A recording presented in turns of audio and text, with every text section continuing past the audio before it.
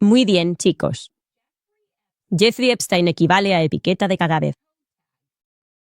Aparentemente ese fue el mensaje que recibió un periodista cuando empezó a investigar a Jeffrey Epstein en los años 90. Os voy a contar todo sobre eso, y quizá esa sea la verdadera razón por la que el presidente Donald Trump está realmente asustado. Eso fue lo que le informaron a un tipo y empezamos a mirar alrededor, a analizar la narrativa, y hay algo que no cuadra. Lo que tenemos que hacer es retroceder, ¿vale? Absolutamente tenemos que volver a los años 90 para entender de verdad toda la historia de Epstein, así que vamos a ello. Bienvenidos de nuevo a los archivos Epstein. Jeffrey Epstein se ha ido definitivamente.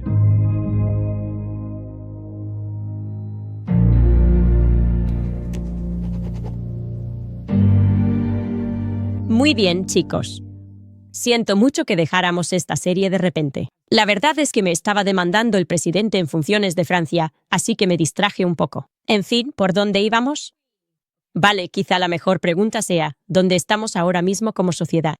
Seguimos hablando de este tema que quiero grabar en vuestra mente, esta idea del toque de Midas, ¿vale? Gente que simplemente tiene una mano invisible, una mano de riqueza y poder que les impulsa a subir de rango mientras el resto de nosotros nos esforzamos de verdad, intentando sacar buenas notas, entrar en la universidad, asegurarnos de conseguir un buen trabajo, pagar nuestras deudas. A otras personas simplemente les hacen el currículum. Pueden ser realmente tontos, de hecho, y aún así se les permite llegar a ser, no sé, como el presidente de Francia o lo que sea, en realidad son simplemente actores y actrices entrenados. Sabemos que Emmanuel Macron supuestamente era ese tipo de persona. Jeffrey Epstein, como hemos sabido, también era ese tipo de persona, ¿verdad? Dalton School, ascendido en los rangos sin ningún tipo de formación en matemáticas o física, pero simplemente decían que era una especie de genio. Y por supuesto, no lo era, o al menos nadie puede explicar cómo hizo miles de millones de dólares, especialmente teniendo en cuenta que no era un genio, y desde luego no tenía las credenciales para estar en las salas en las que estaba. Pero sí, alguien le fue empujando y ascendiendo en los rangos. Tenemos que volver a los años 90, ya os lo dije, así que vamos a retroceder a mayo, concretamente, de 1997 en Estados Unidos. ¿Dónde estabas tú? ¿Dónde estabas tú? Porque en 1997 pasaron muchas cosas en Estados Unidos. Acababa de cumplir 8 años, y hubo algo realmente interesante que ocurrió y que probablemente no recuerdes. La verdad fue más bien una crisis lo que sucedió. La NSA, vale, había interceptado una comunicación muy misteriosa entre un agente que estaba en la embajada de Israel y el jefe del Mossad, un tipo llamado Dan Yatam, de acuerdo. Así que interceptan esa comunicación entre los dos y la NSA, nuestra agencia de seguridad, empieza a ponerse muy nerviosa. Y eso es porque el agente le dijo a Dan que el embajador israelí, un hombre llamado Eliyahu Ben Elazar, estaba buscando una copia de una carta. O sea, quiere una copia de una carta que el entonces secretario de Estado, Warren Christopher, aparentemente le había entregado a Yasser Arafat. Ahora, Yasser Arafat solía ser el presidente de Palestina, ¿vale? Y entonces Israel está intentando interceptar esa comunicación, en plan, ¿qué le está diciendo el secretario de Estado a Arafat? Y esto, por cierto, fue al día siguiente de que Bibi Netanyahu y Arafat firmaran lo que llegó a conocerse como el Acuerdo de Hebrón. ¿Vale? Te lo voy a contar en un segundo. Así que, de nuevo, estamos en medio de esta situación entre Israel y Palestina, pero mira, llegaron a un acuerdo. ¿Por qué está Israel tan estresado, no? ¿Por qué estáis tan estresados que ahora intentáis meteros en medio de esta comunicación entre la Casa Blanca y el líder palestino de entonces? Ahora, según el Washington Post, el lenguaje exacto de esa comunicación, y obviamente estamos traduciendo esto del hebreo, fue, cito, el embajador quiere que vaya a Mega, quiero que recordéis eso, Mega, para conseguir una copia de esa carta. El jefe del Mossad, Dan, respondió entonces, para eso no usamos a Mega. Al instante pánico, como os podéis imaginar, porque eso es un nombre en clave, Mega. ¿Quién demonios es Mega? ¿De qué están hablando? ¿Hay un Mega que puede interceptar comunicaciones? Además, ¿por qué intentan usar a Mega para interceptar, otra vez, una comunicación entre la Casa Blanca y Yasser Arafat después de un acuerdo de paz? ¿Tiene eso algún sentido? Ah, sí, en realidad tiene algo de sentido porque esas negociaciones de paz incluían un poco de venga, es Israel, chantaje, obviamente. Creo que ya te lo conté, pero voy a hacer un resumen rápido. La historia es que Israel y Palestina estaban negociando. Básicamente Israel tenía, como siempre, tropas en Palestina, y en particular esta vez estaban en Cisjordania, y estaban negociando la retirada de esas tropas de Cisjordania, ¿vale? Y Bill Clinton estaba organizando estas negociaciones en Maryland, y la cosa se estaba poniendo bastante tensa entre Arafat, y Bill Clinton dice, soy el presidente de Estados Unidos, tengo poder. Esto es lo que va a pasar. Bibi Netanyahu dice, ¿cómo que qué? Nosotros dominamos el mundo. Y bueno, la cosa no pintaba nada bien, ¿vale? Al menos cuando Palestina existía, él era el presidente de Palestina, Arafat. De todos modos, Bibi Netanyahu, durante estas negociaciones, aparta a Bill Clinton, el presidente de Estados Unidos, y le pide la liberación de Jonathan Paller, alguien que también estaba chantajeando para Israel en Estados Unidos y fue condenado por ser pillado, asistiendo a un gobierno extranjero. Y lo que Bibi Netanyahu le dice a Bill Clinton cuando lo aparta es algo así como, oye, tranquilo, amigo, solo quiero que sepas que tenemos grabaciones tuyas con Mónica Lewinsky, pero las vamos a tirar. Guiño. Te lo puedes imaginar, presidente de los Estados Unidos porque tienes poder. Tu mayor aliado te aparta y te dice algo así como, oye, solo quería que supieras que tenemos unas grabaciones tuyas. Son un poco subidas de tono. Tú y una becaria. Es un poco picante, pero soy tu amigo y las vamos a tirar. Si eso es lo que pasó, al menos si hay que creer al autor, Dan Alper, así fue como sucedió todo. Y sí, te puedes imaginar que Bill Clinton captó el mensaje. Así que no fue precisamente una negociación pacífica. Fue más, probablemente se podría describir mejor como una situación de rehenes. Y puede que Israel estuviera sintiéndose un poco paranoico sobre lo que la Casa Blanca estaba enviando luego en una carta a los representantes palestinos tras esa reunión. Sin embargo, de forma sorprendente, la investigación del FBI y la de la NSA para identificar quién era este mega, un topo aparentemente en los niveles más altos de la Casa Blanca, un topo que tenía acceso al presidente Bill Clinton y a su círculo más cercano, tal vez incluso un miembro de su propio entorno. De repente dejaron de estar interesados en averiguar quién era. Todo el asunto, la investigación, se detuvo rápidamente sin ninguna explicación oficial de por qué fue así. Ahora, 2 años después, el autor Gordon Thomas explicaría la verdadera razón por la que dejaron de buscar a Mega. Él escribió este libro, Gideon Space, y en ese libro explica que los israelíes simplemente amenazaron aún más a la administración Clinton. Amenazaron con publicar las grabaciones de las comunicaciones entre Bill Clinton, el presidente Bill Clinton y Mónica Lewinsky si la búsqueda de Mega, nombre en clave Mega, no se detenía. Y una vez más, eso fue todo lo que hizo falta. Nunca más se volvió a oír hablar del nombre en clave Mega. Ahora, apenas un año después de este pánico en la NSA, en mayo de 1998, el Wall Street Journal publica un artículo muy interesante. Fue publicado por la periodista Lisa Miller y se titulaba Titanes de la industria se unen para colaborar con la filantropía judía. Y se reveló en ese artículo que había un grupo que se estaba reuniendo llamado Mega Group, que era un club privado de multimillonarios judíos que pagaban $30,000 anuales para esta membresía exclusiva y que se reunían en secreto 2 veces al año. ¿Y cuál era su objetivo? Como se muestra en ese artículo, su objetivo era lograr el máximo impacto en la política estadounidense hacia Israel. Bueno. Ahora, en 2001, un periodista israelí llamado Israel Samir reveló más sobre ese grupo exclusivo. Él tenía este boletín y mencionó que dentro del grupo Mega también había un individuo cuyo nombre en código era Mega. Y esto es lo que escribió. Los presidentes del Congreso Judío Mundial invitaron a los 50 judíos estadounidenses más ricos e influyentes a una reunión en Manhattan. No hubo cobertura de prensa ni luces de neón, solo unas pocas líneas en los periódicos. Acordaron lanzar un programa de relaciones públicas bajo el nombre en clave orwelliano Emet, que significa verdad en hebreo, con el objetivo de influir en la opinión pública estadounidense respecto a la política israelí. Estos superricos se autodenominan el Grupo Mega. Este nombre surgió hace 2 años como el de un topo israelí en los niveles más altos del establishment estadounidense. Los especialistas en espionaje estaban equivocados. Mega no era un agente, era el jefe. Mucho más que las fuerzas de la camarilla, Mega está moviendo los hilos en Oriente Medio. Y no es magia, es dinero, mucho dinero. No dirigen Estados Unidos ni Israel, pero ejercen una influencia poderosa. Piénsalo. 50 multimillonarios unidos en una sola red representan una fuerza real en el mundo, concluyó.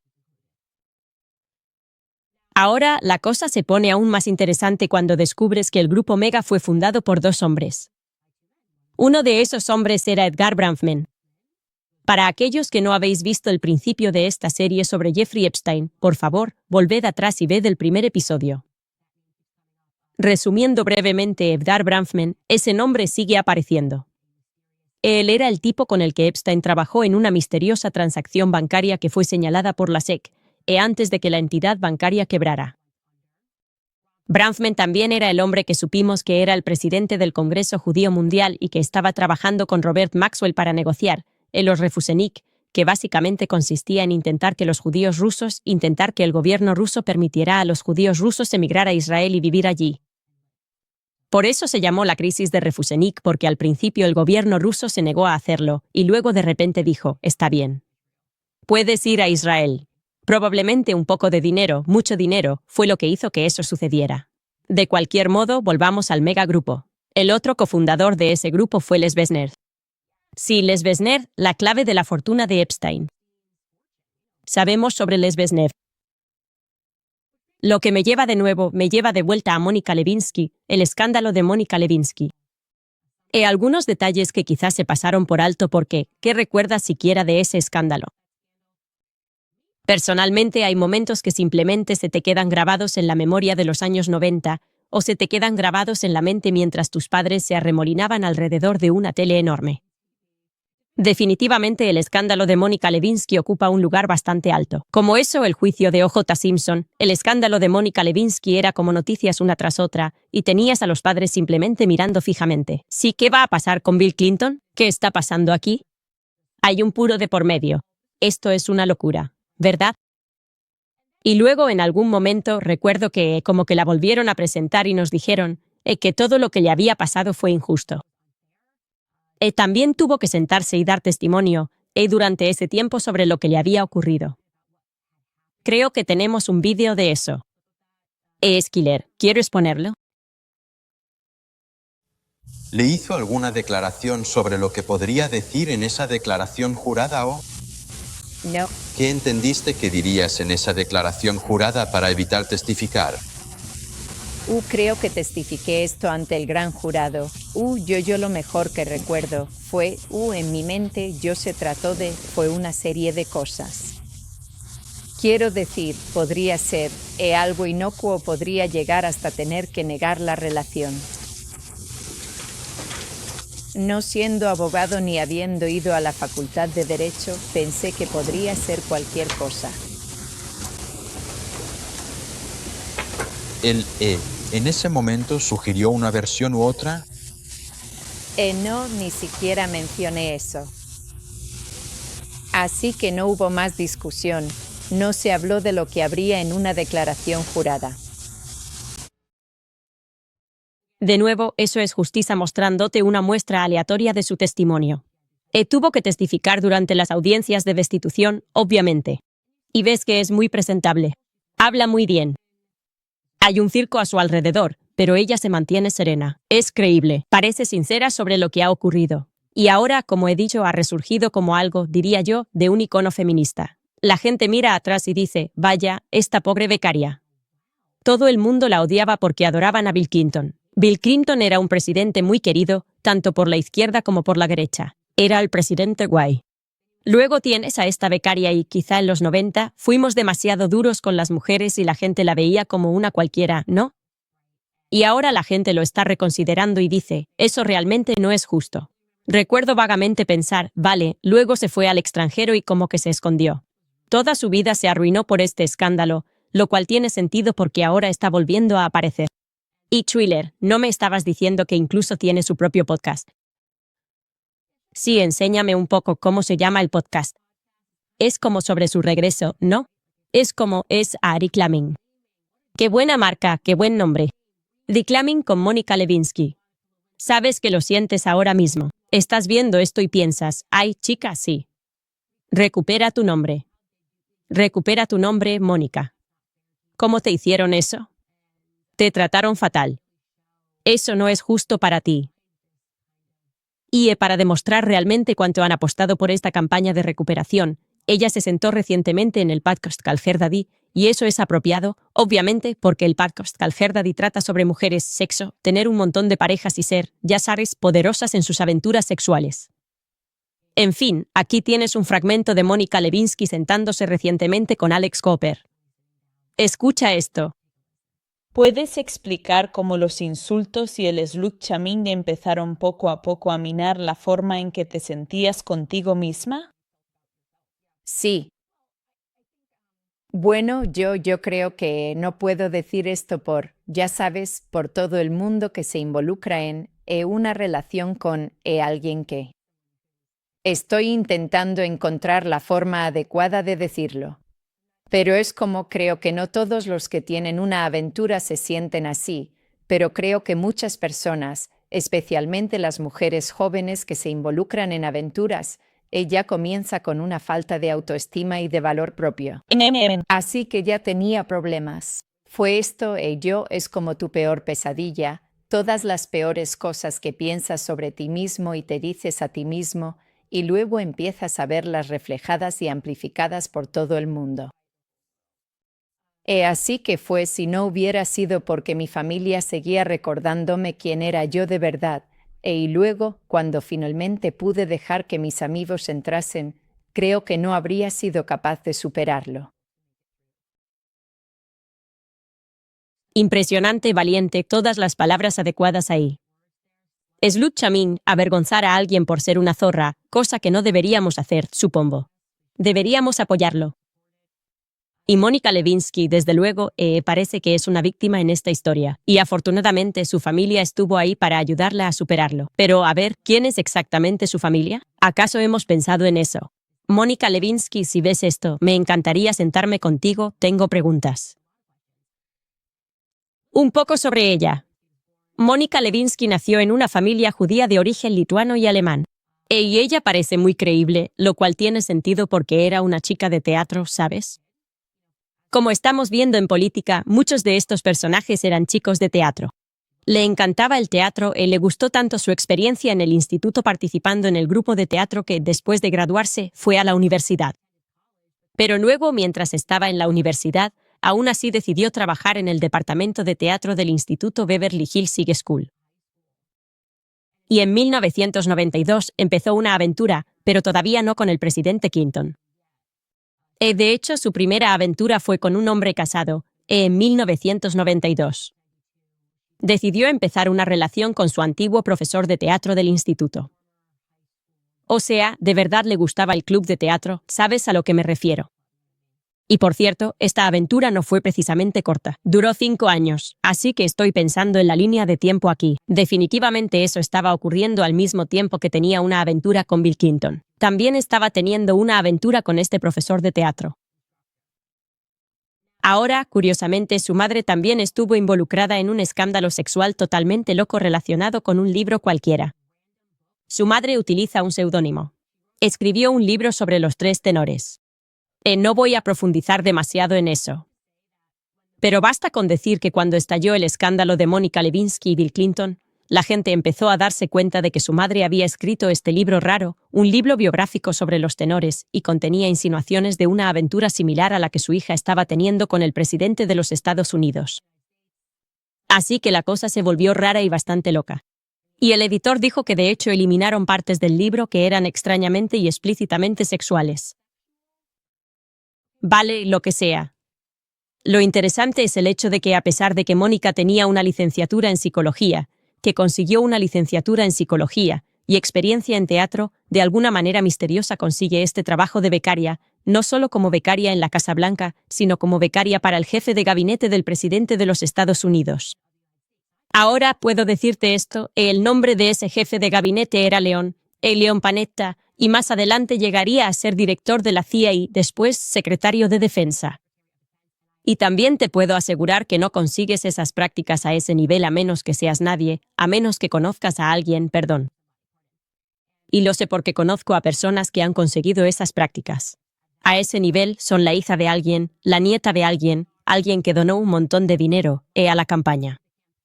Esas son las personas que están tan cerca del presidente. No es que simplemente escribas, ya sabes, solicité unas prácticas en la Casa Blanca y me las dieron al azar. Y mira, estoy trabajando para, como, la tercera persona más poderosa de Estados Unidos. No funciona así, ¿vale? Todo es política y nepotismo. Y reflexionando un poco sobre nuestra conversación con la presentadora de Call Her Daddy, no estoy seguro de que la narrativa de que ella era, como una víctima cualquiera que luego fue arrojada al olvido sea del todo cierta, porque después de que ocurrió el asunto, empezó a diseñar bolsos. De nuevo, a pesar de no tener experiencia en moda, a pesar de tener una carrera en psicología, tiene un lío con el presidente de los Estados Unidos y luego simplemente empieza a diseñar bolsos. Y quiero dejarlo claro, los bolsos objetivamente no son bonitos, y os lo puedo enseñar. Creo que no es el bolso más bonito que he visto en mi vida. Os voy a decir por qué eso es importante. Escuchad a este youtuber que está haciendo una especie de repaso hacia atrás de la línea de bolsos de ella. Mónica rápidamente se convirtió en una especie de marginada y paria en la sociedad después de eso, y de hecho tuvo muchos problemas simplemente para existir. Y ahora hace algunas campañas contra el acoso y cosas así. Pero vivió un tiempo bastante aislada, y una de las cosas que acabó haciendo cuando estaba marginada fue empezar a crear su propia línea de bolsos. Siempre me parecieron un poco graciosos en su momento, porque me daban la impresión de ser simplemente una forma de sacar dinero. Parecía algo que alguien hacía en casa cuando buscaba un ingreso extra, y pensaba, ¿qué tengo? ¿Qué puedo hacer? Sé coser. Puedo comprar telas y vender algunas cosas por internet. Así que creó una línea de bolsos llamada The Real Mónica, y justo aquí, en la parte de atrás de pone, hecho especialmente para ti por Mónica. No sé cómo sabía que lo iba a hacer para mí, pero lo hizo, y esa es su marca registrada. Vale, así que ves, los bolsos no son los bolsos más bonitos que he visto, y no era un hobby porque a pesar de que esos bolsos parecen, ya sabes, bastante cutres, los cogió probablemente el minorista de lujo más exclusivo, Henry Bendel. ¿Vosotros? ¿Os suena ese nombre? Yo lo conozco muy bien porque trabajé un tiempo en moda en Nueva York y literalmente estoy pensando cómo. Era una tienda departamental de lujo muy exclusiva. Y fueron a ver a Mónica y le dijeron, estos bolsos increíbles. Los venderemos. Los venderemos por ti. Y luego consigue entrar en Nordstrom. O sea, esto es totalmente una locura. ¿Cómo es posible que Henry Bendel haya apostado por estos bolsos? Es como si tuviera el toque de Midas, si te soy sincero. ¿Y quién fue el Midas que apostó por estos bolsos? Ya sé quién fue. Fue Les Besmev. Sí, el tipo que le entregó su imperio a Jeffrey Epstein, el de Victoria's Secret, que luego era dueño de L. Brands. Y bajo L. Brands, bajo su dirección, eran dueños de Henry Bendel. Así que fueron ellos los que se acercaron a ella y le dijeron, vamos a apostar por este bolso y sí, lo vamos a poner en tiendas de lujo de alta gama. Entonces, para recapitular, Benjamin Netanyahu de alguna manera consiguió una grabación sexual, muchas grabaciones sexuales entre Mónica Lewinsky y Bill Clinton. Luego utiliza esas grabaciones para chantajear al presidente de los Estados Unidos durante las negociaciones, y resulta que la persona que aparecía, la mujer que aparecía en esas cintas consigue un trabajo, diseñando bolsos que son seleccionados por una tienda de lujo de una empresa que en realidad estaba siendo controlada por Jeffrey Epstein, porque en ese momento la controlaba Jeffrey Epstein. Le entregó sus llaves a Jeffrey Epstein, que casualmente se dedicaba al negocio de chantajear a políticos. Sí que era mega, que tenía cercanía con Bill Clinton. Ahora, un poco más sobre Les Besnev. Al igual que Jeffrey Epstein, su ascenso también está envuelto en misterio financiero, algunas muertes prematuras. De hecho, hubo un periodista, Robert Filtrakis, que estaba investigando a Besner y explicó, cito, cuando informé sobre su conexión con Jeffrey Epstein a finales de los años 90, recibí una carta de un tal Esquijau que simplemente escribió, Jeffrey Epstein igual a etiqueta en el dedo del pie. Sí, etiqueta en el dedo del pie. Te la ponen en el dedo del pie. Cuando estás muerto. Vas a morir si investigas a Jeffrey Epstein. ¿Debería preocuparme? Vale, vamos a dar paso a un par de patrocinadores y luego volvemos para contaros un poco más sobre les business. Primero, quiero hablaros de Preborn, porque ya lo he dicho antes y lo volveré a decir, soy provida. Eso significa que apoyo a las madres antes de que nazca el bebé y también mucho después de que haya nacido. Por eso mismo colaboro con Preborn, porque no está para juzgar a las mujeres. Ellos hacen posible la maternidad para ellas. Ofrecen ecografías gratuitas, comparten el Evangelio de Jesucristo y, lo que es más importante, permanecen después de que nazca el bebé con apoyo práctico real, proporcionando a las futuras madres pañales, ropa de bebé e incluso ayuda con la vivienda y apoyo económico hasta 2 años después del nacimiento. Porque así es como se ve la verdadera compasión centrada en Cristo. Y así es como tú puedes formar parte de esto. Por solo $28, puedes regalarle a una madre una ecografía gratuita, una oportunidad para ver a su bebé, y cuando lo haga, será el doble de probable que elija la vida. Preborn tiene la misión de salvar a 70.000 bebés este año, así que no te limites a decir que eres provida, vívelo. Dona ahora llamando al 855-601-2229 o puedes ir a Preborn.com/Candes. De nuevo es Preborn.com/Candes. También recordaros lo de las chips masa. ¿Sabíais que ¿Sabíais que todas las patatas fritas y chips solían cocinarse en sebo hasta los años 90, cuando las grandes corporaciones cambiaron a aceites vegetales procesados y baratos? Hoy en día, los aceites vegetales representan hasta el 20% de las calorías diarias de un estadounidense promedio, y estudios recientes han relacionado los aceites vegetales con problemas metabólicos y con inflamación en el cuerpo. Masa decidió hacer algo al respecto. Crearon unas tortillas chips sabrosas con solo 3 ingredientes: maíz ecológico, sal marina y sebo de vaca 100% alimentada con pasto. Estas chips no solo evitan todo lo malo, sino que saben increíble. El equipo y yo no podemos dejar de comerlas. Las tenemos por todas partes. Tienen un montón de sabores diferentes. Las chips picantes Cabañera, me encanta lo picante, son mis favoritas. En segundo lugar, estarían las chips originales de maíz azul.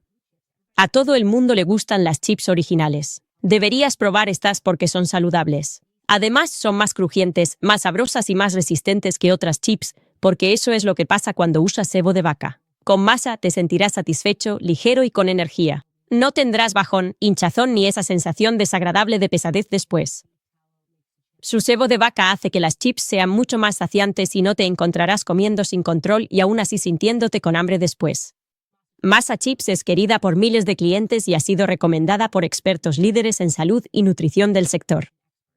Así que si estás listo para probar masa, ve a Masa Chips.com/Candes y usa el código Candace para obtener un 25% de descuento en tu primer pedido.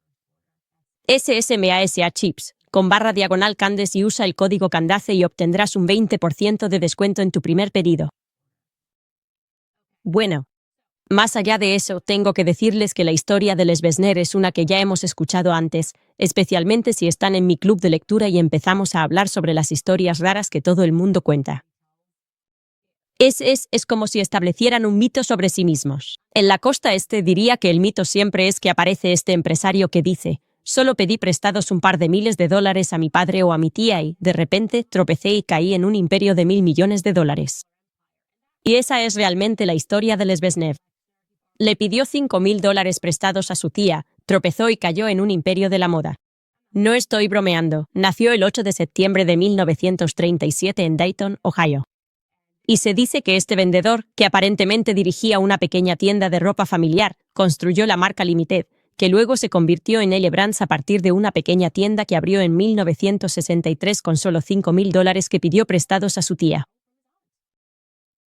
Está bien, Les. Obviamente es más conocido por su provocativa marca de lencería Victoria's Secret, lencería. Y Epstein, como supimos, utilizó esa marca de lencería para atraer a chicas adolescentes. De alguna manera se estaba representando falsamente. Incluso quiso crear la idea de que de algún modo eran victorianos, registrando falsamente la empresa en Londres para que coincidiera con ese marketing de la era victoriana tras la adquisición en 1982 de su fundador Roy Raymond. Así que toman esta empresa de Roy Raymond y luego la registran en Londres. Ahora debería contarte algo sobre Roy Raymond, el verdadero fundador de Victoria's Secret. Roy Raymond fue encontrado muerto por suicidio. Fue desde el puente Golden State, el puente Golden Gate, en 1993. Y antes de morir, dijo algo interesante sobre Lezbeznev. Él dijo, cito, «Cuando lo conocí, fue como si hubiera conocido al diablo». De nuevo, no podremos preguntarle por qué se sentía así porque luego murió en el puente Golden Gate. Y luego Lezbeznev, a quien él consideraba el diablo, se quedó con su empresa. En fin, en 2008 otra marca de L. Brands, conocida como La Senza, atrajo muchísima atención por su campaña publicitaria bastante extraña, que tenía como eslogan, cito, «porque solo los adultos deberían divertirse». ¿Solo los adultos? Ellos no deberían quedarse con toda la diversión. ¿Y qué estaban haciendo? Estaban promocionando una línea de tangas de encaje y sujetadores para niñas de entre 5 y 12 años. Otro escándalo en el que estuvo involucrado Leslie Wexner fue cuando fue investigado por el Departamento de Seguridad Nacional de Estados Unidos bajo las leyes de trata de personas por su proveedor de algodón orgánico y de comercio justo, que provenía de Burkina Faso.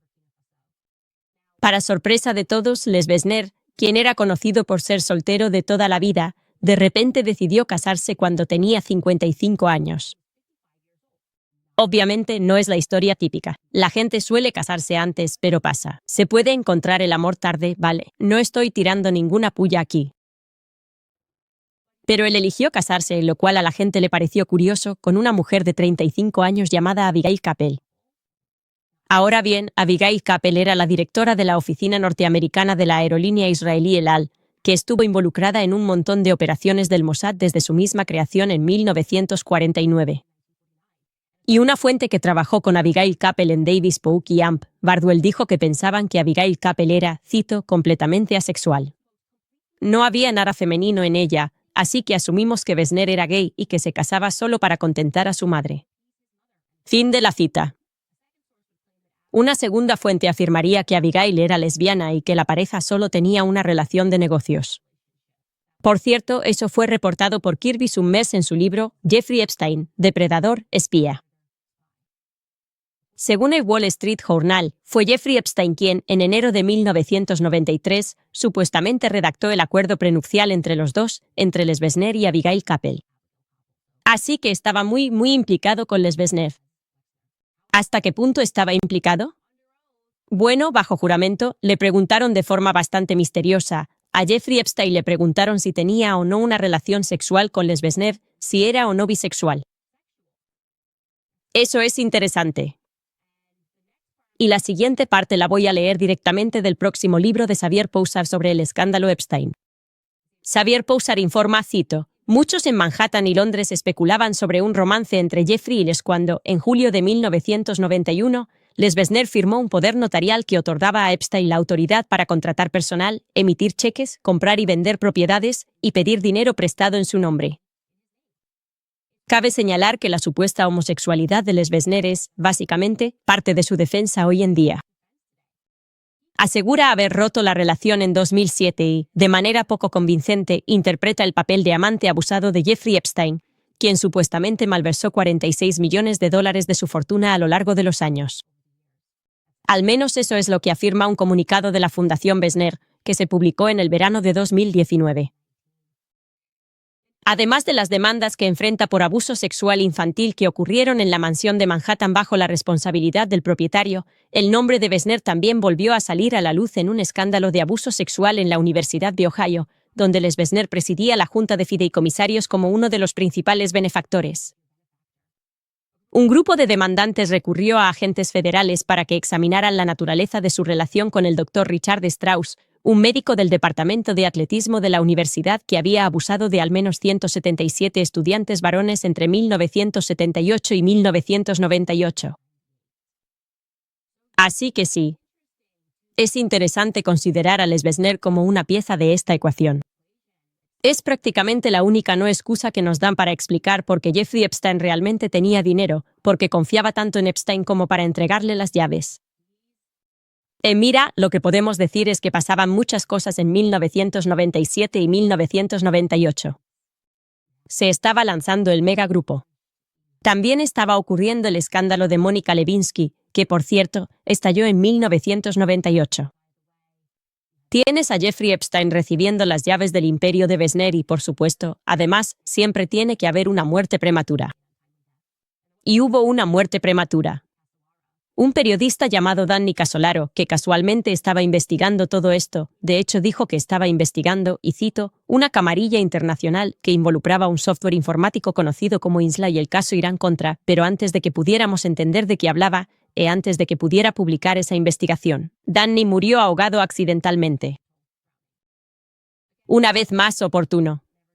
Nunca sabremos de qué estaba hablando, pero probablemente hay mucho más que podría contarles sobre ese programa de software de computadora, y se lo contaré. Pero es un buen momento para detenernos hoy en el caso de Jeffrey Epstein, porque es sencillamente impactante. Te hace decir, está bien. Bueno. Estamos siendo demasiado duros con el presidente Trump al exigir los archivos de Epstein. Para aquellos de nosotros que ni siquiera estamos seguros de si Epstein está muerto o no, y cuanto más aprendes sobre el escándalo de Epstein, y lo que sabemos de Bibi Netanyahu, y lo que está haciendo y sin sentir nada por los palestinos. O sea, ¿Trump simplemente está aterrorizado por su vida?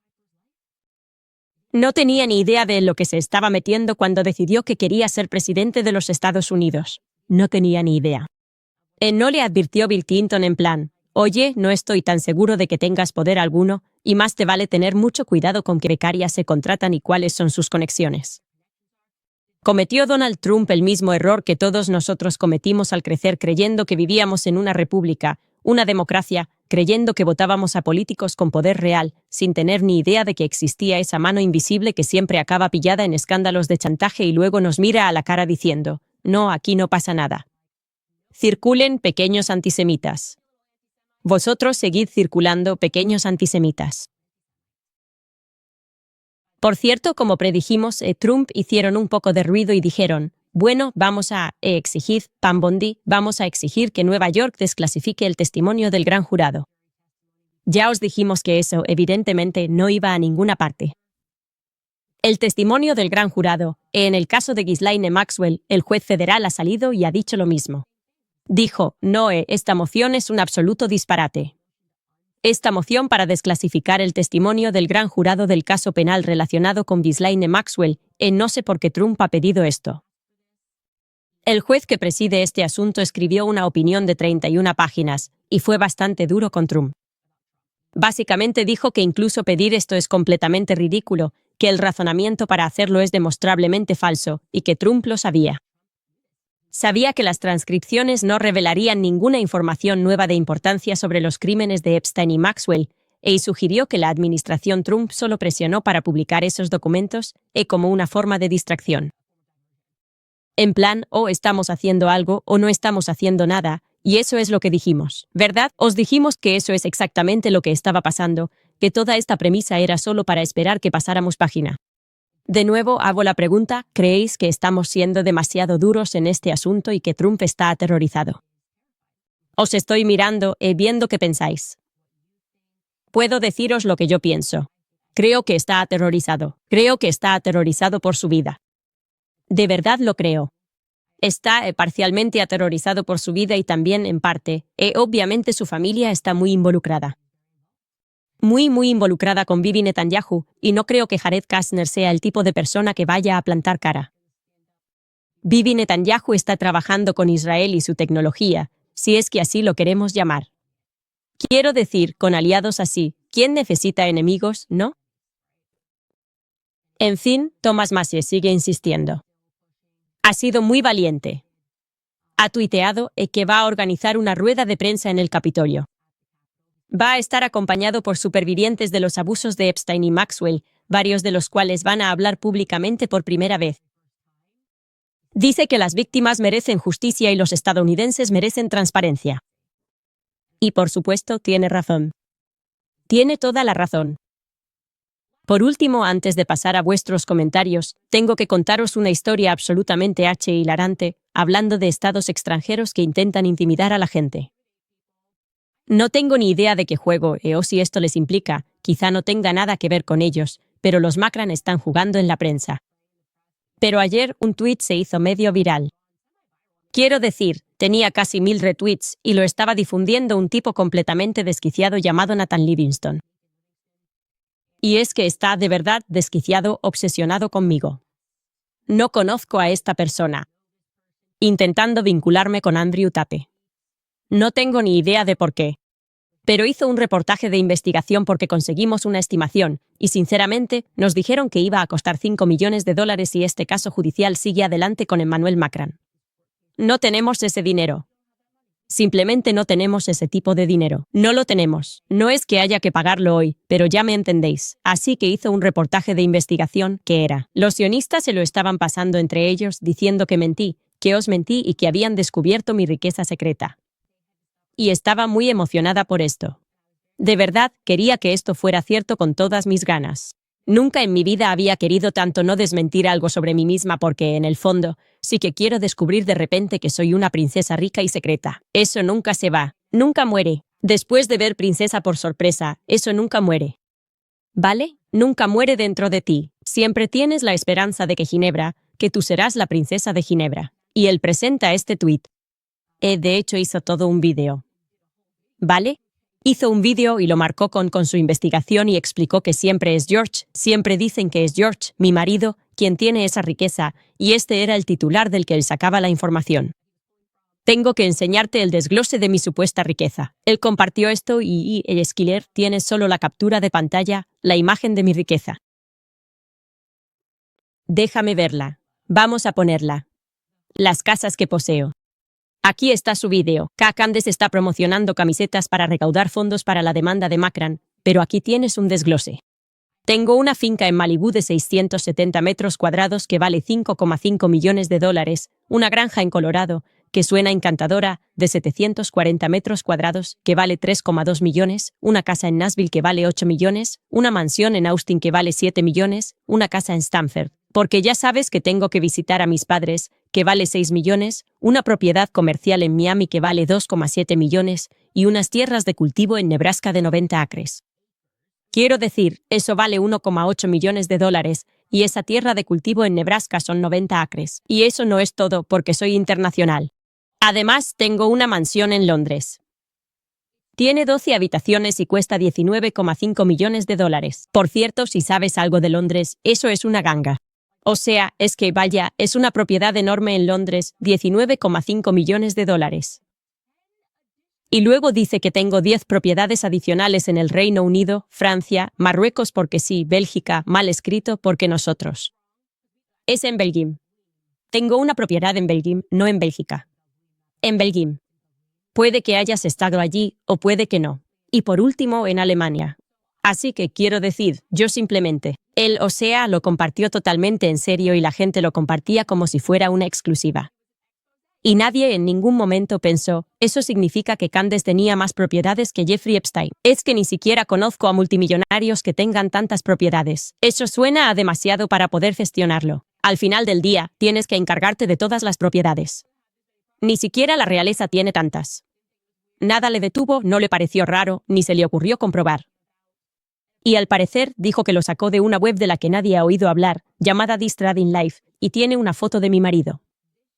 Cada año hacen a mi marido más rico y la verdad, yo soy propensa a las conspiraciones. Así que pensé, ¿está mintiendo? Tenemos un imperio inmobiliario del que no sé nada.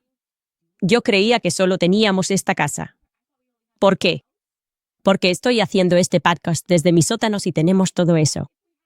Estaba un poco enfadada, un poco emocionada por la supuesta riqueza de George Farmer, que te juro que sube 200 millones cada año. Es increíble. Es absolutamente increíble. A él le pareció graciosísimo. Se lo estuvo mandando a sus amigos.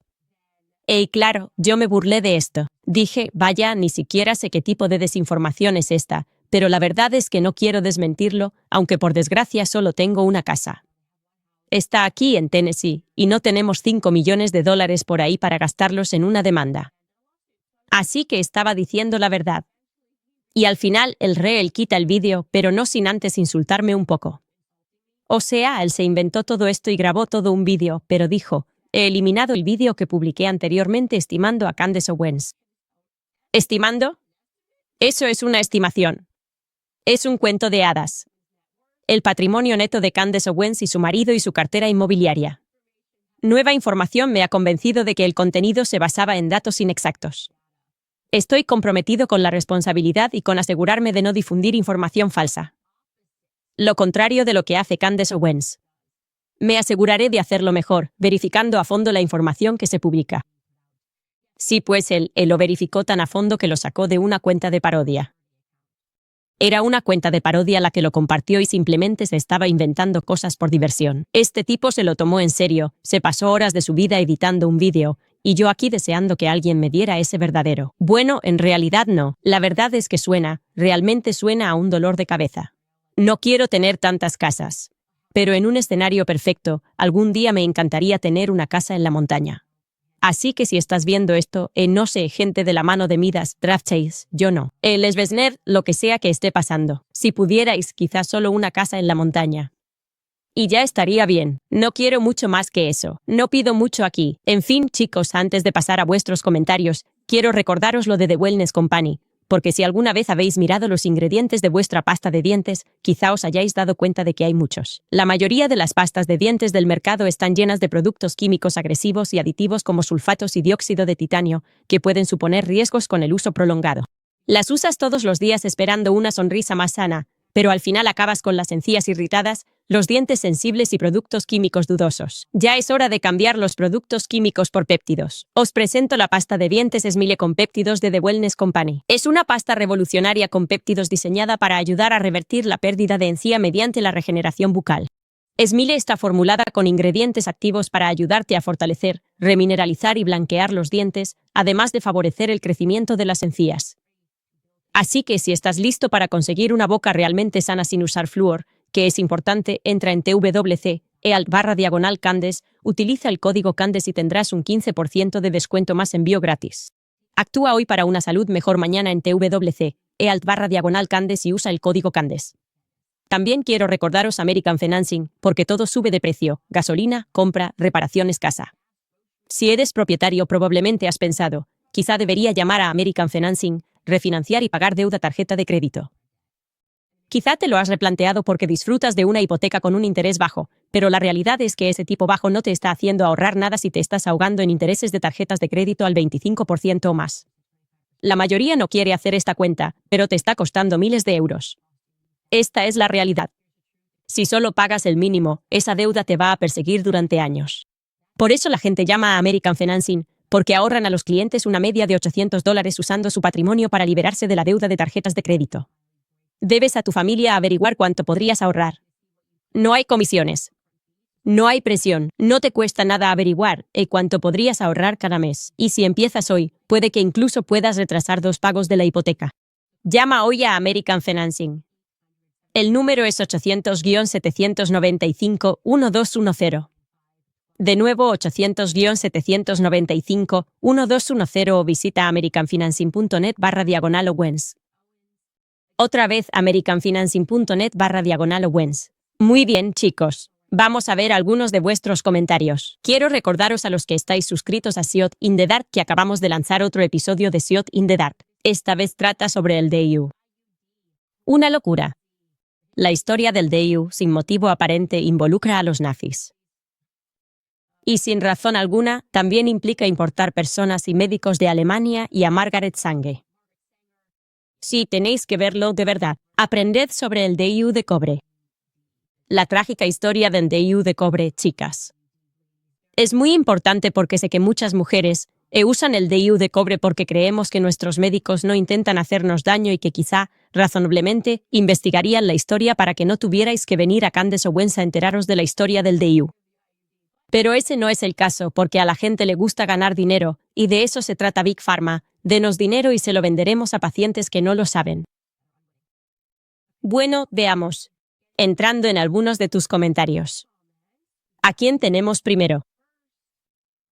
Will Wayafe. $100 Will. Muchas gracias. Él escribe el canal más popular de YouTube. Vamos, es por eso que amo a Candace. Mientras los haters odian, ella viene con pruebas, nombres, referencias, fechas y lugares. Dicen, puedes llevar al caballo al agua, pero no puedes obligarle a beber. Despertad, gente. Me encanta eso. Estoy totalmente de acuerdo contigo en que la gente tiene que despertar. Os estamos dando toda la información. De hecho, no dependemos de una web de trading cualquiera. Intentamos investigar lo máximo posible. No somos perfectos, pero lo intentamos y dedicamos mucho tiempo a investigar cada día. Miss Mary Mac escribe, J.D. Vance es el Woodrow Wilson de nuestro tiempo. Nunca Vance.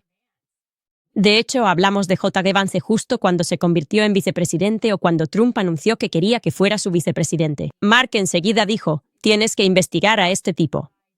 Tiene un pasado interesante. Intento no juzgar del todo a alguien hasta que lo conozco en persona.